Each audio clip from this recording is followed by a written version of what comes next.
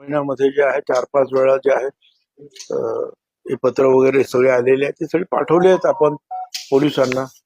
आणि मेसेज तर भरपूर आलेले आहेत, फोन सुद्धा आलेले आहेत.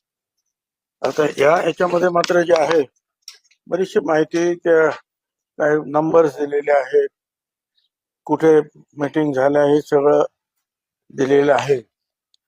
आणि आता शेवटी अशी पत्र आल्यानंतर म्हणजे आयुष्यामध्ये मला तर खूप वेळा असं धमकीची पत्र आली आणि प्रयत्न सुद्धा झाले, तो भाग वेगळा. परंतु शेवटी आपण सगळं पोलिसांवर सोडून द्यायचं. घरी बसू शकत नाही, किंवा आपण घेतलेली जी भूमिका आहे, आयडिओलॉजी आहे, ती बदलू शकत नाही. त्याचे काय परिणाम व्हायचे ते होते. आपण पोलिसांकडे सगळी माहिती पुरवलेली आहे आणि पोलिसांचा शोध घेतील काय खरं आहे खोटं आहे. अलीकडे काही प्रकार जे